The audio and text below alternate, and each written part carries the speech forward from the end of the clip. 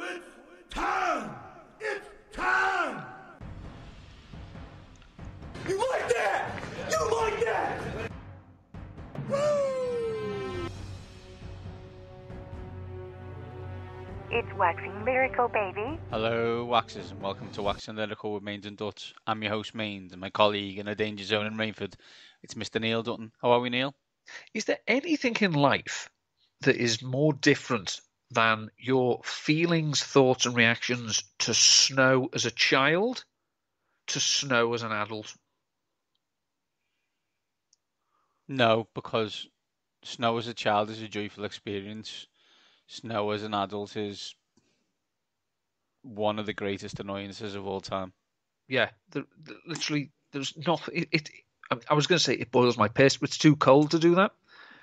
And you know, if it was to do that, then I wouldn't be able to de-ice my car with it because it would crack the windscreen. I am working for a company at the moment. One of the places we are going live with is in Switzerland. So I was moaning about it being cold, and they highlighted today that it was -9 there. So I had to shut up. But there we go. No one's here for our weather chat. What they're here for is what I regularly believe is the best weekend of NFL football all year, which is the Divisional round games. We have 4 great games coming up, and we're going to talk about them. We're going to give you fancy darlings for those games. We're going to give you fancy losers for those games. What we're also going to do is recap the wildcard games, but not look at the games themselves, but look at the losers of those games and what's in store for them over the next 6 months.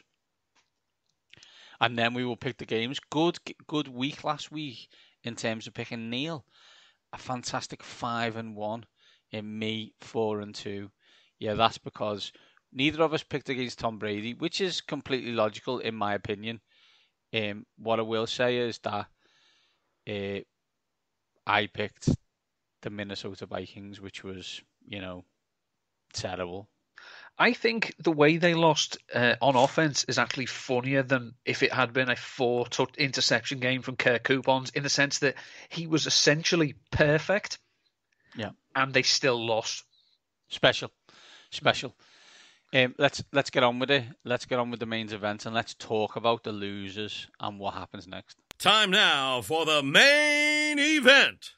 So let's do it AFC and then NFC, Neil. So we'll start, and let's try and keep rants to a minimum.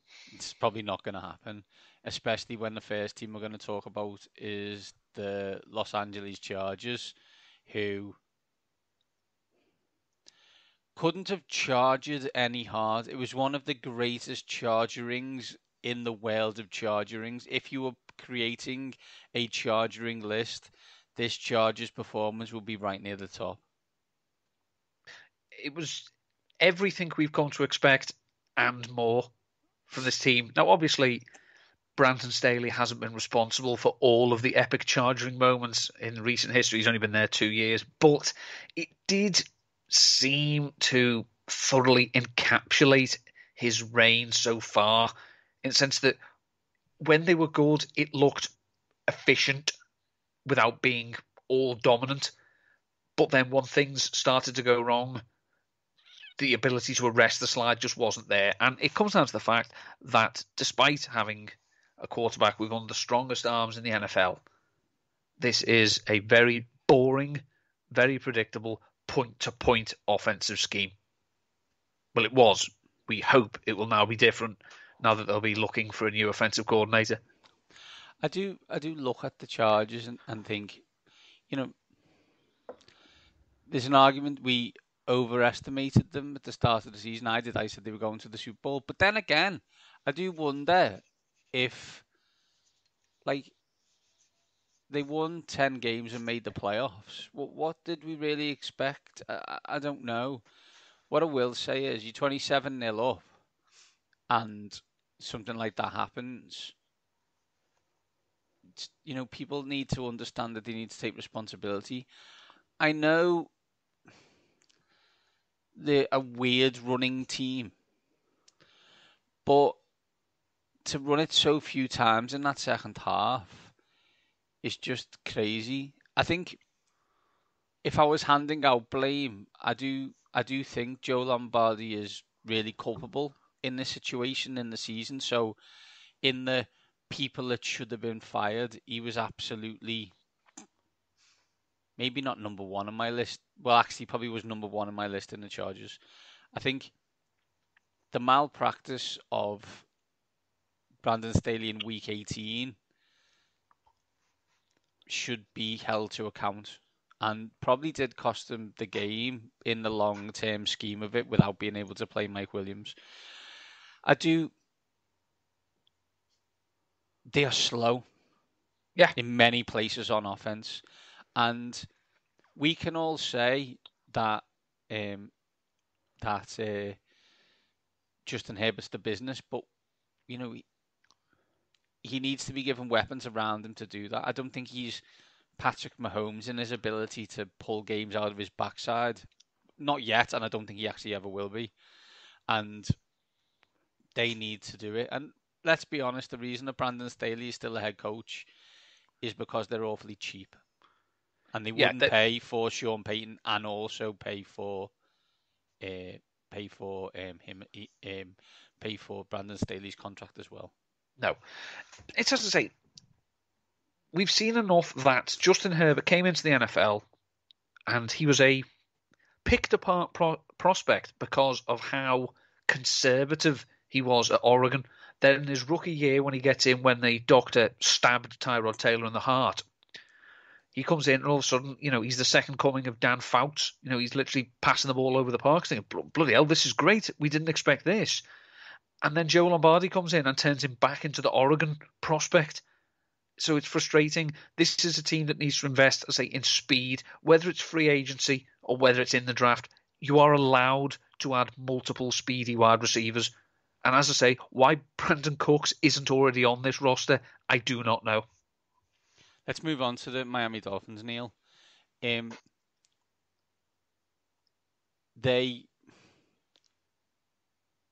probably overachieved in the overarching season point of view. I think if at the start of the season, if someone would have said the team were going to make the playoffs, everyone would have took that. They scored lots of points against the Buffalo Bills with Skylar Thompson as their quarterback. That should be commended. I mean, okay, the defense did score some of the points, but they did move the ball considerably more than I ever thought they would with Thompson.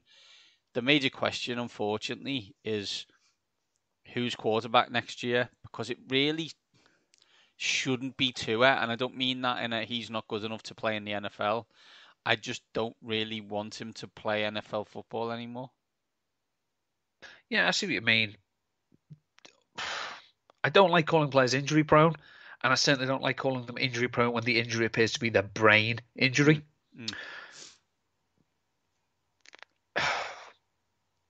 People are going to start asking questions about him for his own sake. This is no longer a talent issue. I don't think with Tua. No. It's a mental health, it's a quality of life after football issue. If he is cleared and if he returns, we have seen this offense run at a very high level. Now, you'd think, while McDaniel is the mad scientist from the Shanahan coaching tree, you would assume that even so, he'd like to be able to run the ball a bit better than they did. So I think they will continually look to improve the offensive line to protect Tua, bulk up the ground game, and also they're going to have to make changes on defense because they did let go of their defensive coordinator today. Now he'd been there before McDaniel, so he was a holdover. So now McDaniel's going to bring in his own defensive coordinator. I don't know too much. I know that their defense had holes, but I also think calling an all-out blitz on 3rd and 15 was an odd call, especially in a playoff game when you have Skylar Thompson at quarterback. So this is a talented team. The NFC East is weird. AFC, sorry. Well, the NFC East is weird as well. The AFC East is weird and is likely to remain weird. So I don't think we can write the Dolphins off moving forward. They just need to, everyone needs to satisfy themselves that Tua is going to be healthy enough to be the guy. What I would also say, and I know you ranted about it on Sunday, is In the Shanahan tree, play calls are about 45 seconds long. Mm. If they are 45 seconds long and you have a third string quarterback, you need to get those plays over as quickly as possible. Calling plays and being the head coach is very difficult. And this was Mike McDaniel's first year, and it's definitely something they need to think about. Let's move on, Neil, and get to the Baltimore Ravens, who, of all the three teams we've talked about, are the ones, I believe, in the biggest flux, which is ironic, as Baltimore is usually one of the most stable franchises. Before we came on the air maybe 2 hours ago, Greg Roman was fired. I think that's a really good idea. But the major issue is, who's the quarterback? I don't care about all the sweet music that Eric DaCosta and John Harbaugh were saying today. And, oh no, we have a great relationship with Lamar. No, you don't. Do you know why I know you don't? Because great relationships do not involve your quarterback basically having to defend himself on Twitter. And we've said it in the past, he hasn't got an agent. So he either looks completely standoffish while Baltimore look like the big bad wolves, but there's no back and forth. There's no one there to take the heat. Lamar has to take it. And that makes the business side of the relationship hard to reconcile because it's always going to sound personal. Because it's not, well, their party are being, his party, their representatives are being unreasonable. You mean he is? That's the way it goes. This is going to shock people. They are very talent deficient on offense. And I could have said this for the bulk of the last 30 years. I was going to say we should actually play a game of when haven't they been talent deficient on offense? They are terrible at drafting and developing their own wide receivers. Their best course of action has always been bring in a veteran, Derek Mason, Steve Smith, that type. Bolden. Anquan Bolden, of course, he's a perfect example. So this is where you look and think, okay, well, are they going to go that route again? DeAndre Hopkins, sort of that ilk. But as you say, it depends who the offensive coordinator is, and it depends who the quarterback is. So until we know the first, I think that will influence how we deal with the second. The Cleveland Browns annoyed a multitude of NFL franchises and a lot of the NFL watching public. Right now, the team they annoyed the most is the Baltimore Ravens because Lamar Jackson believes, quite rightly, in my opinion, that if Deshaun Watson is getting an all guaranteed contract, then a former MVP who, prior to his injury, had a team with nobody on offense as DVOA 5 in the league should get a lot of money. Now, they don't want to set a precedent, but guess what? You may have to. Steve Bisciotti essentially has come out and said it's the Andrew Brandt philosophy of don't expect us to do what stupid franchises do. They want to fully guarantee their deal. That's nice. We know what Baltimore's mentality is. Go and test the market. Come back to us with what the market says. If we think we can do something competitive around that, we will. If not, go in peace. Do you think they would put him on the non-restricted tender? The 2 first-round draft picks if you don't match? Is there a feasibility that they would do that? They could. I think the people I've been, I listen to and read, the popular thing seems to be tag and trade. Don't let another team, set the market for you. Literally just be done with it. Yeah. Okay. Let's move on to the NFC. The Seattle Seahawks. That wasn't the end of something. More likely, possibly the start of something. Your thoughts? This is a very curious team because it has a lot of weaknesses still. They did have an amazing draft last year, as we've seen with some of the players who emerged. They hit on 2 tackles, the best part. Kenneth Walker looks like he can be a player. Tariq Woolen, a cornerback. They fell into a blue chip draft position thanks to their trade, while having a decent season themselves. It fell apart towards the end. Obviously, they snuck into the playoffs when the halfway part of the season they were pretty much nailed on to do it. They need to decide how are they going to attack this. Is Geno someone they want as their quarterback for 2-3 years down the line? Maybe longer, because he's 30, but he's a young 30 because of how little football he's played. But the argument I always make is if you are faced with a quarterback prospect in the draft, and they will be from where they're picking, you have to look at your own quarterback and say, is he a good enough reason to not pick this player? The Seahawks, they beat to their own drum. Their draft is wild. The players they take, the positions they take them. I don't know the positional value they place on any of these quarterbacks. I don't even think our friend Rob Stanton does. I think you can make a lot of money if you ever try to correctly predict what they're going to do. They are in a division that seems to be on the turn, as it were. It has been a competitive division, but we don't know about the Cardinals. We don't know about the Rams. The 49ers, one doesn't like to use the term dream team, but pretty much that's how they went all in. And we don't know what they're going to be like next year. If they can nail the draft again, then they can compete. But the big question is, do we get the Geno Smith, who was a comeback player of the year MVP candidate for the first half of the season, or do we get Geno? I think you give yourself opportunities to work around the Geno Smith conundrum with the way you've drafted. The irony of them getting 2 starting offensive linemen in the draft, the year they get rid of Russell Wilson was not lost on me and never will be. Getting a player like Tyreek Woolen and the likes in the cornerback division is excellent. Can you do another couple of years with Geno and be competitive? Yeah, 100%, absolutely. Do you absolutely have to evaluate based on where you are in the draft about picking a wide receiver? Again, absolutely. Sorry, a quarterback. Yes, absolutely. But considering, I think both of us argued that this could have been the worst team in the NFC.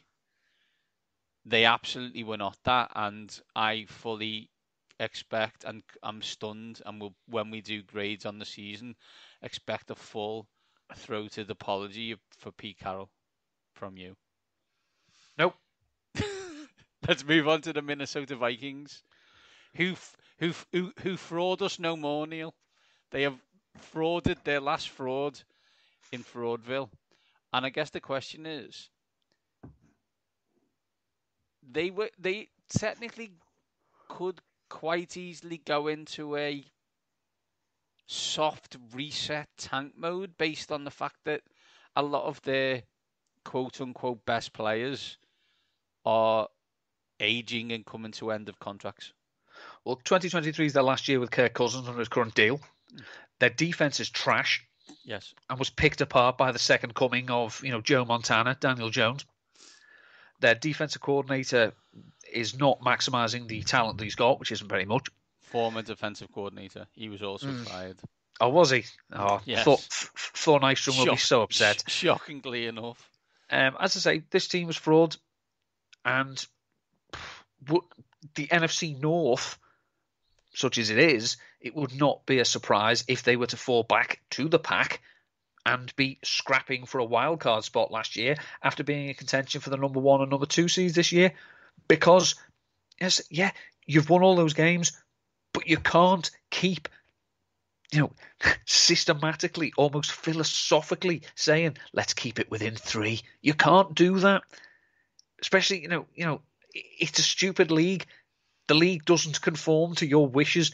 If you have a chance to blow someone out, do it. But they never did.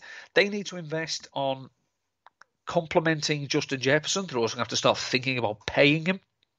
And also, as I say, they've got an eye to the future saying, what do we do at quarterback? Kirk Cousins is a perfectly cromulent NFL quarterback. But it's, as Brandon Lee Gouton says, he's not the worst quarterback to have, but he's the worst kind of quarterback to have. What are you trying to achieve with Kirk Cousins as your quarterback? Should be the open question, right? And far from it from me to give it an "I told you so."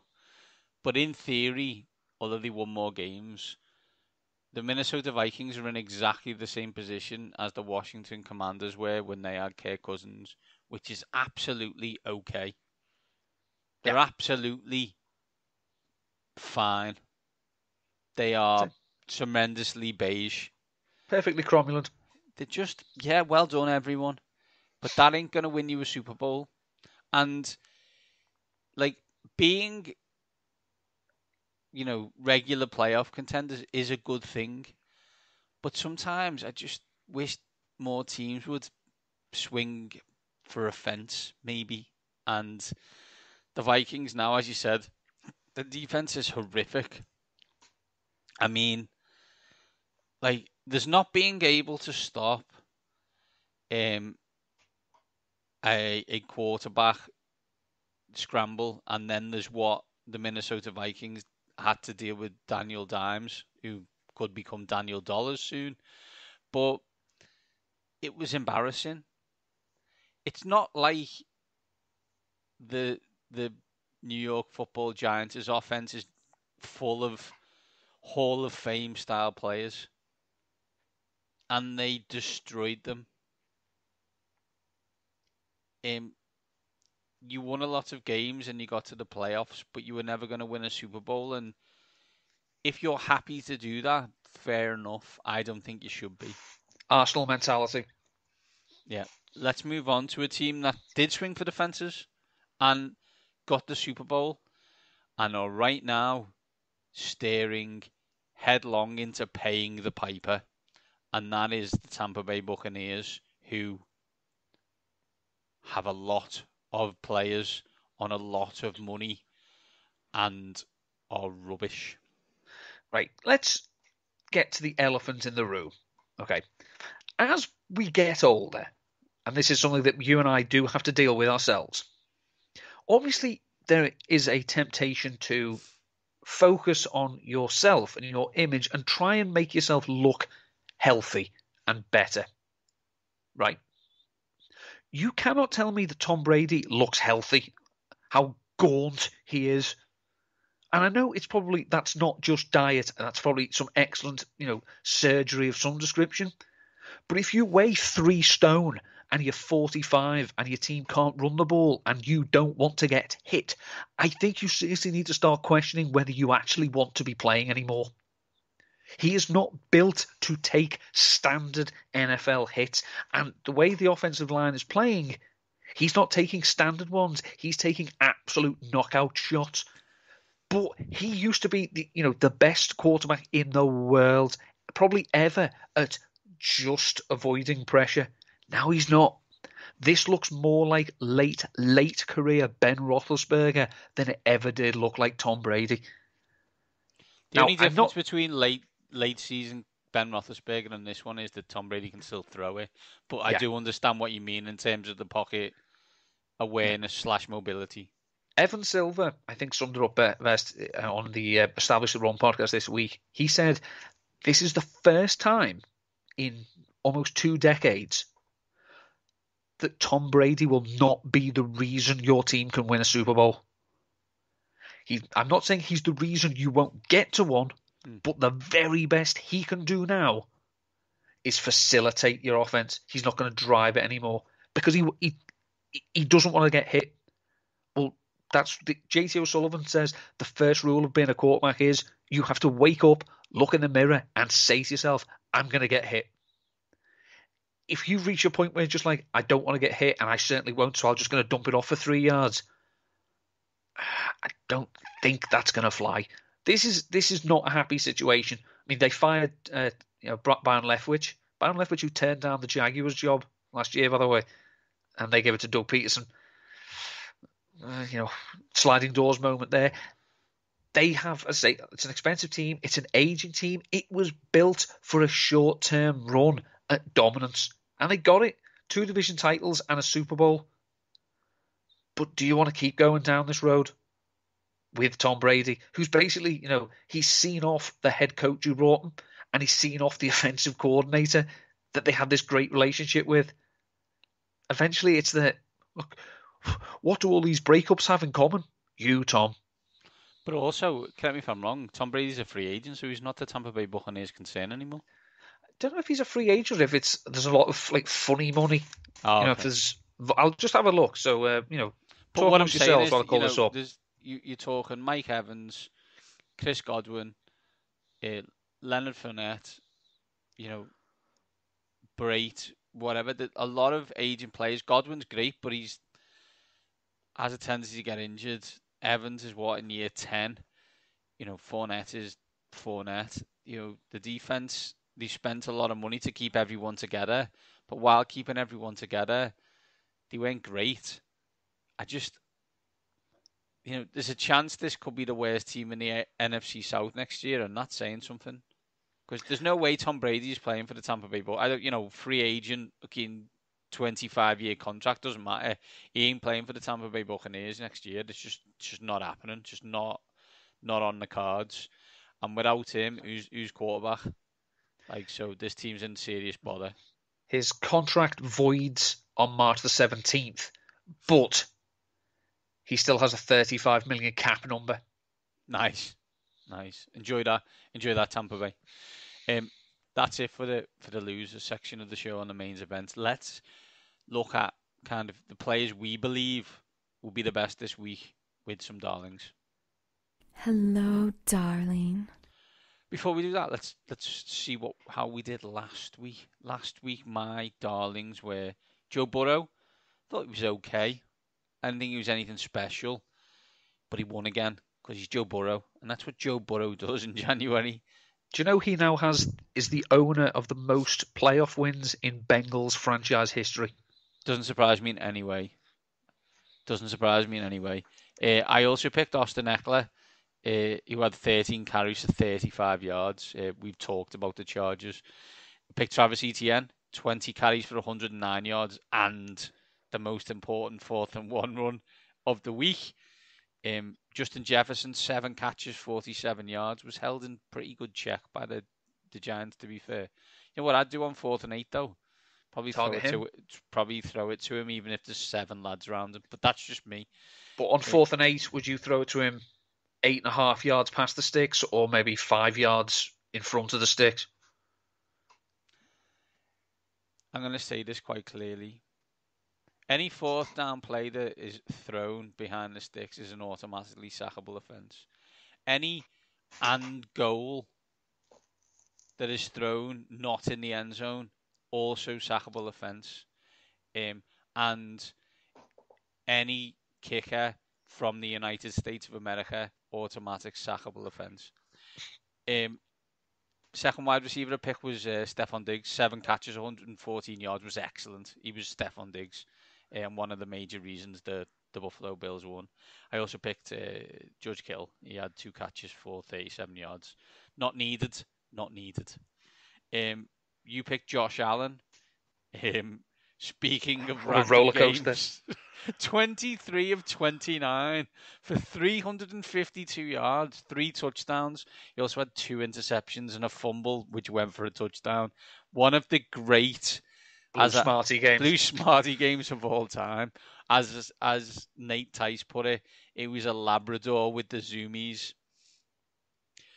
You also picked Travis Etienne. Nailed CMC. 15 carries for 119 yards, 2 catches, 17 yards and a score. You picked Jamar Chase, 9 catches, 84 yards and a score. Godwin, 10 catches, 85 yards. TJ Hawkinson, 10 catches, 129 yards. Absolutely nailed it, Neil. Let's get on with this week. I'm going to go first. My quarterback is quite simple. I'm picking the MVP of the league. I'm picking Patrick Mahomes because, and hear me out here, he is really good at being an NFL quarterback. And he is at home. Correct me if I'm wrong, the quiet Arrowhead Stadium, according to Trevor Lawrence. Yeah. These players are so stupid. Don't say it. No one's asked your opinion. Don't ask. Don't give it. Yeah, it's going to be tough. Big stadium, great place. Yeah. No, let's not say it won't be as loud as Jacksonville was last week. Let's not do that. And why we shouldn't do that in certain places and let's just pick Arrowhead is because it's been categorically proven that Kansas City is like one of, if not the loudest stadium in the whole of the NFL. So let's not try and match it to one night game in Jacksonville. Who's your quarterback, Neil?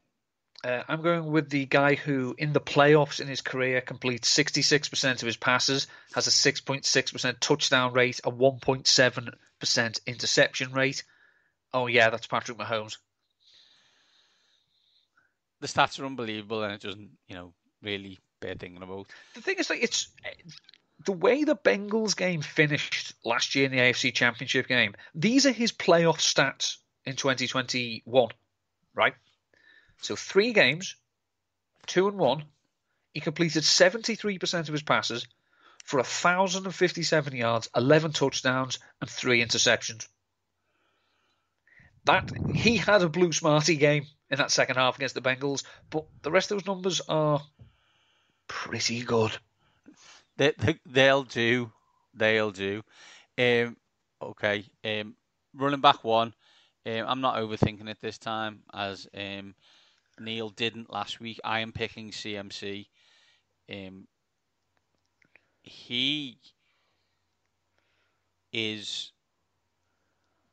He won't win it, but he is probably offensive player of the year from when he came to the 49ers and how things have changed.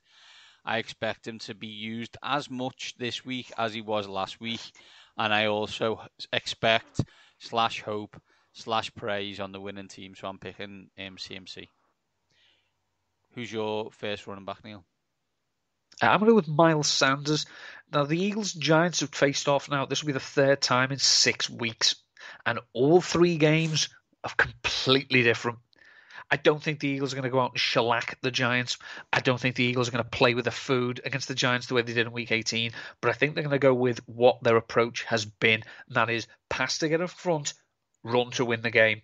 So that means Sanders, like he did in Week 14, I think it was, is going to get a lot of run probably in the second half. Not a factor in the passing game, but he doesn't have to be. My running back 2 is Travis Etienne. I know he's playing against the Kansas City Chiefs, and I'm not sure he's the greatest, but when you start running out of players, it's tough. I think he will get a lot of play, though. I think he will be on the field a lot. I think there may be a lot of dump-offs. I think they will also try and quote-unquote establish the run early. So, yeah, I'm going to take Travis Etienne. Who's your second running back, Neil? My second running back, I'm going to go with James Cook, because I think while we know that the Bills are going to want to pass the ball, I think the fact that the Bengals will probably drop 8 and play a lot of zone, so the deep shots aren't going to be there, so Allen is going to have to be patient and take the dump-offs. So that's why I think James Cook is a better option than Devin Singletary. Do you think we will be talking a lot more about James Cook as a fantasy relevant player when we start doing the show next season? I don't know, because there's an awful lot of mock drafts that have them taking a running back in the first round. I don't think they will. Analytically, I don't think they will. But this is a team that has, in the last 4 years, Devin Singletary second round, Zach Moss second round, traded for Naeem Hines. They drafted James Cook. They're not satisfied at running back, and they keep adding pieces. So he profiles as the type of player that you'd want attached to a prolific quarterback, but there's enough red flags for me to say I'm not prepared to. I ain't crowning him yet. Yep. Wide receiver. My first wide receiver is AJ Brown. I think he has been, if not the reason, one of the major reasons why the Philadelphia Eagles got the bye. The money that the the outlay for AJ Brown to get the kind of performance shows again, as we've said many times, that Howie Roseman is absolutely a wizard, and should be probably go to the Salem witch trials. He's been wonderful, and I expect the Eagles to win. And I'm not sure it's like a dominant. I don't think they pull away and like blow them out, but I expect them to win. And I expect AJ Brown to be the major reason for that. Who is your first wide receiver, Neil? My first wide receiver is Brandon Ayuk, because I was wrong with Deebo Samuel last week, and he got a healthy dose. I think Dan Quinn is probably going to try and say, look, we can't let Deebo beat us. So that means one of the other 15 options on the 49ers offense will do it. But as we know, I'm an unashamed Brandon Ayuk fan, and I just think that he could find a lot more favourable matchups and situations this week. So I'll go with him. He basically became the embodiment of a Kyle Shanahan player with that blocking for the Deebo Samuel touchdown. When he was in the bad books last season, you assume he was in the bad books because he wasn't doing things like that. He did things like that, and I think he's a wonderful player anyway. I think we both agree that, he is, yeah. He possibly gets lost in the shuffle on a 49ers team, given the talent, but yeah, he's great. Wide receiver 2, I'm going to pick CeeDee Lamb. I was a little nervous about Ward and the 49ers corners against the Seattle Seahawks. They weren't great, and DK Metcalf was, and I thought he was great. So I do expect the 49ers to win, but I do think that if the Cowboys move the ball, it will be due to CeeDee Lamb. So I'm going to pick CeeDee Lamb as my other wide receiver. Who is your other wide receiver, Neil? CeeDee Lamb. While I don't think he's entered, God mode in terms of wide receiver this year, he has been very, very good. He is, the guy when it comes to their passing game. So I think he's going to get an awful lot of the ball. Whether he does much with it, I just think he'll put up the best numbers in the Cowboys passing game. What I find ironic is he has been great, and he plays for the Dallas Cowboys, and he's been very quiet. Do you know, when players are great for the Cowboys, it's usually dead noisy, and for some reason, CeeDee Lamb is not. It's especially if you have those 2 8s on your back as well. You're more or less expected to have your gob open 24/7 as well. Exactly. Final one is tight end. I picked Dawson Knox because all Dawson Knox does is catch touchdowns, and very good ones. That is the best game of the weekend for me. Bengals at Bills, and we'll come on to picking the game later. But yeah, I expect points, and because I expect points, I expect Dawson Knox to score a touchdown. Who's your tight end, Neil? I'm going with Evan Ingram. Spoiler alert, I don't think the Jags will win. But I do think that the best chance for the Jags to win is to get the ball to their best playmakers. And you can't argue over the last 6 weeks of the season, that was Evan Ingram. So he's probably earned himself a very nice payday this year, especially with the way he finished the season. He's got a nice rapport with Trevor Lawrence. We know he plays in an offense that, uses the tight end. And the Chiefs have been fairly middle of the road against tight ends this season. So I'll take Evan Ingram to have a nice day. Fantastic. Let us get on and talk about plays we don't think are going to be great this week with some losers.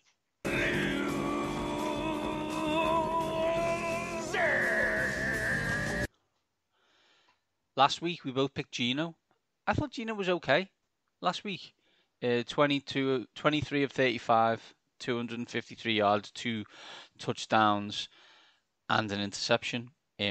We both picked Leonard Fournette. He was hot garbage. 5 carries for 11 yards. I picked Zeke, 13 carries for 27 yards. When will they learn? Not yet. I picked Jalen Waddle, 3 catches for 44 yards. also some big drops, which doesn't help. I didn't expect him to do that. I did not expect that. I just thought that with Skylar Thompson, they'd only go to Hill, and they moved the ball much better than I thought they would, as I said. But yeah, I also picked Mike Williams. He didn't play. I didn't know that at the time. And then I picked Mark Andrews, 5 catches for 73 yards. You picked Joe Mixon, 11 rushes for 39 yards, and also 3 catches for 17. You picked Deebo Samuel, 3 rushes for 32 yards, and then the small matter of 6 catches for 133 yards and a score. And one of the most frightening touchdowns I've ever seen, where it looks like he's playing pro mode and everybody else is playing amateur mode. Unbelievable. You also picked Gabe Davis, 6 catches, 113 yards and a touchdown. He's been crap all year, and he was superb on Sunday. You also picked Mike Gesicki. He only got 2 catches. However, one of those was for a touchdown. Stop doing the gritty. Not just you, Mike. Everyone. It's shit. Let's get on to this week's losers. Quarterback. I'm going to pick the... Can I say this? I'm going to pick the worst quarterback still left in the league in the game, and that's Daniel Jones.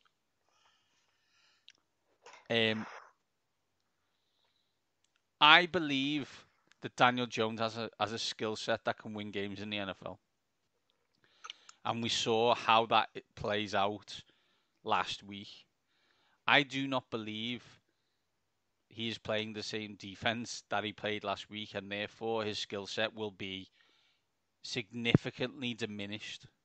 And he does not have anywhere near the weapons to be able to do what he needs to do there. So I am picking Daniel Jones. If they have the same type of game that they had in week 14, their right tackle, is it Evan Neal, the rookie? Yes. Evan, my boy, you can't live with a Son Reddick. Don't even try. This is what I'm saying. And I thought, Daniel Jones will now earn himself a lot of money, and good on him, because we've spent 4 years slagging him off. Mm-hmm. But yeah, it's a no from me, Bob. Who's your quarterback, Neil? Now, the last time I told people to stay away from him, he wiped my eye. But I'm going to go with Dak Prescott again, simply because I don't think the Cowboys are going to win. And I think the 49ers defense, in probably D'Amico Ryan's home farewell, are, and this is a technical term, going to kick the crap out of him. So I think Prescott might put up some empty numbers, but I don't think he's going to put up anything. If this was to be a fantasy day, I don't think he's going to be the type of player you want. Running back, I'm picking Zeke again. Like, Jerry, stop it. Zeke goes. And that if that continues, it will be out of the playoffs. So I am picking Ezekiel Elliott, because he is done. It's over. Good night, Vienna. Neil, who are you picking? 11 million in dead money if they were to cut him before the 2023 season. I'm going with Isaiah Pacheco, because I just don't see this game being let's grind this out, let's dominate time of possession. That's not how Andy Reid rolls. I don't think it's how Patrick Mahomes wants to roll. So out of the 2 running backs who seem to be featured on the Chiefs, I think Pacheco will have the quieter game. Ever since we found out that Jerick McKinnon is the second coming of Marshall Faulk. Running back 2, I'm picking Joe Mixon. You picked him last week, and he's really struggling, and they're struggling to run the ball. And I don't know if anyone knows, but what the Cincinnati Bengals did to try and win the Super Bowl was fix their offensive line. They fixed it, and it got much better, and now every one of those effers is injured. So I don't see them running the ball much, and they're going to have to get the ball out pretty fast. I'm saying that Mixon isn't great this week. Who's your running back, Neil? I'm going with Travis Etienne. And for one big reason, you said that it could be they may have to score quickly. There may be dump-offs. That ain't Etienne's game. He's averaged 2.1 receptions per game this season. Now, don't be wrong, he's caught a lot of them. In his last, let me see, 1, 2, 3, 4, 5. In his last 5 games, he has caught his only reception last week, 2 of 2 in week 18, 3 of 3 in week 17, 3 of 3 in week 16, 3 of 2 in week 15. So he catches them, doesn't get a lot of yards, but he just doesn't see enough work, and I don't think they're going to be able to establish the run against the Chiefs. So as well as he did for us last week, I think it was a one-night thing. Wide receiver, I'm picking Christian Kirk. I think this game gets away from the Jags early, and then I don't think he's going to be very good. So I'm going to take Christian Kirk. Who is your wide receiver? Once it's Tyler Boyd. Seems to be something of a forgotten man. So, this is a bit of a cop-out, but that's because, you're running out of teams. You're trying to only pick one player. And I still think, regardless of the results, I think Higgins or Chase could have big days, and I don't think Tyler Boyd can. On my second one, I've actually picked a group, and that's any wide receiver for the Kansas City Chiefs. As you quite rightly pointed out, Neil, Jarrett McKinnon has become Marshall Faulk, and also they have Travis Kelce. Ever heard of him? So I don't expect any big games from the KC wide receivers. Who is your wide receiver too? Again, I hate to go against you, and especially because I love this player. I loved him before he moved to the team he's on now. But as I said, the Eagles will pass to get ahead and then run to win. The more reliable option in terms of big plays, go to the other guy. The reliable one of just move the sticks is Devonta Smith. So of the two of them, I don't really like A.J. Brown this week. He may have a splash play or two, but I don't see this being a 10-target game. Which is interesting. My tight end is Dallas Goedert. I'm not sure he's needed this week, and therefore I'm not 100% sure he's targeted a lot in this offense. But it sounds like, Neil, based on what you're saying and what I'm saying, we're two very different offensive coordinators in Eagles uniforms this week. Who's your loser tight end? Well, I will just counter that I think if Dallas Goedert, plays, I think he's going to see more targets than A.J. Brown in this one because Jalen Hurts is fit. He's healthy. He's practicing. You cannot tell me he's not still lingering. We saw in Week 18 when Lane Johnson wasn't there especially, the Giants just were screaming off the right side. Well, what's a good way to counter that? Screens.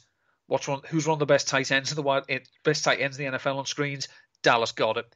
So if they can that's their approach they're going to do, use their aggression against them and get the ball to the big tight end and save Jalen's shoulder.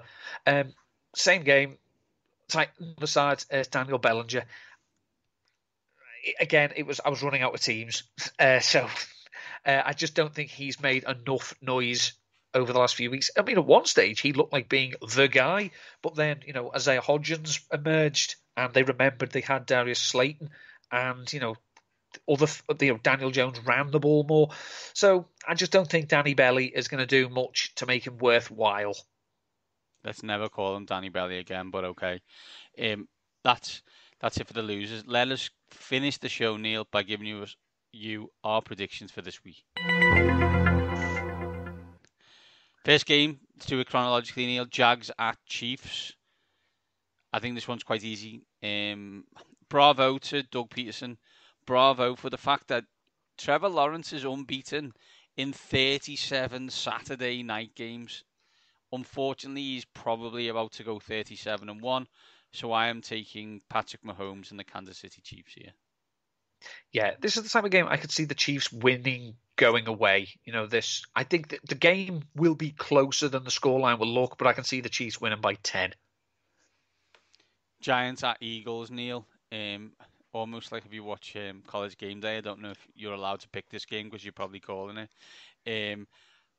I think the Eagles win. I don't think it's a blowout. I do think there is a significant talent margin difference between the two teams. I really do believe that.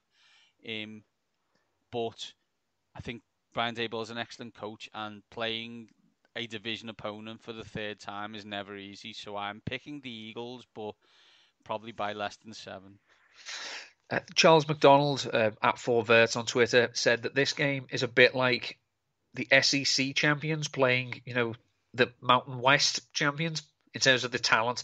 That, we should not in any way belittle or besmirch the achievements of the New York Giants this year, and we don't, because we both said there were grown-ups running the show and they would be better, they would be good before long. They still have ways to go to be dominant. They found a formula and they won with it.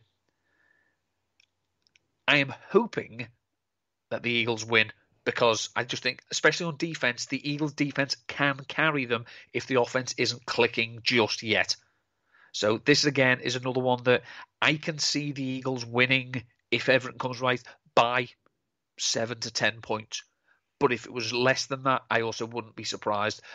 But if they don't win, and the Giants do, they're winning the Super Bowl. And I will never be convinced otherwise, because the 2007 Giants vibe I'm getting is unshakable. Yeah, I think sometimes people forget how not good that team was in terms of talent.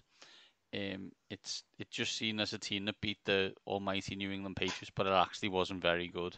They went 2-6 in home games in the regular season. They're just unbeatable on the road.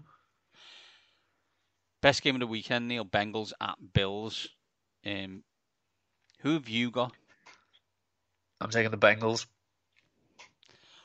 May I ask why? I find it hard to trust Josh Allen after that game last week. Yeah, it was exceptional. But I just think if you're living in that world of high volatility, I just don't think you can keep winning at it. Whereas I just think Joe Burrow has the ability. Is it a swallow that can lower its heartbeat to the temperature of the room so that it's never out of kilter? That's Joe Burrow. And yeah, the offensive line might be slightly nicked up. And yeah, it's bound to be an emotional game for everyone concerned, considering what happened the last time these two teams played. But I think I'm going to have a hard time betting against Joe Burrow in big games for quite a while. I'm going to pick the Buffalo Bills. I believe that Josh Allen will be better this week. I don't know why. I just have a feeling. This is not an anti-Bengals pick by any stretch of the imagination. This is a pro-Bills pick. I want the Buffalo Bills to win. I also believe there is a possibility that it's even louder in Buffalo this week than it was last week, because someone turns up at the start of the game. I think that could turn it to a fever pitch. And if they jump out to a lead, then they may just be able to hang on. This is a field goal game, though. This is close. This is the best game of the weekend. I understand completely why you would pick Cincinnati, but I am picking Buffalo. And that could be heart versus head, but I'm picking the Buffalo Bills. Final game, Neil. I believe it's at Candlestick Park.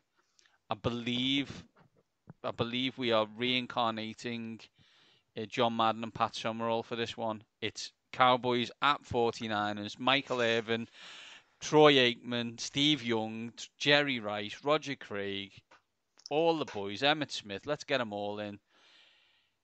Who's winning this game, Neil? See, you go back to that era of football, which is obviously more in our lifetime, but you can keep Madden and Summerall for this time. I'm going back to the Vince Scully game. Nice. Nice. Montana, Dwight Clark, you just beat America's team. Yeah, they did. Well, despite the continual myth that you are America's team, they're not winning this game. And I just think the 49ers, it wasn't perfect against the Seahawks. It looks like it was close to it because of the scoreboard, but Brock Purdy wobbled a bit. Still had 4 touchdowns and a lot of passing yards. So if that's your worst day so far as a pro, I think you're living right. But I just like the way the 49ers are built to stop a team like the Cowboys, and I think they will. Yeah, I'm also picking the 49ers. What I would say is we usually do the kind of plugs at the end, but you need to listen to the touchdown review this week. It's long, but we all pick the games, but there's a section where it's me, Joe, and Callum on the phone, and it goes off the rails because one of us picks the Cowboys, and it's just unbelievable. Those two boys live in Dallas, and I think one of them's called Cowboys Fever. and I'm hoping he finds a cure soon because that stuff it's tough to shake. The good news is because they've won a playoff game, that means Mike McCarthy's staying for another year. It does, and that's one of the things that I'm hopeful for. I'm picking Kyle.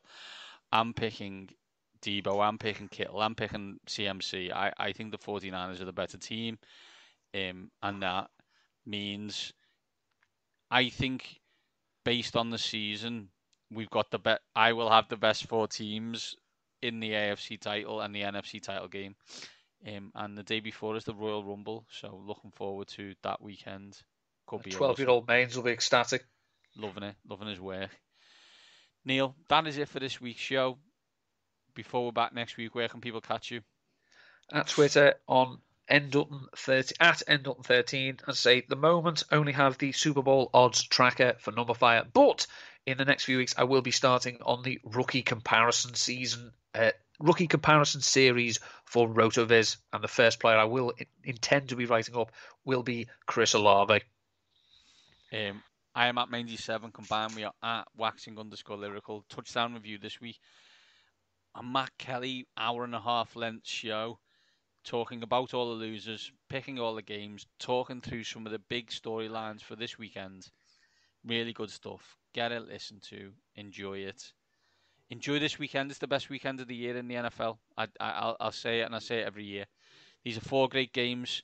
Get your coffee, get your pizza, get your beer, get whatever you need to stay up late if you're in the UK. These are some great games. Enjoy them. I know we will. These top guys are out.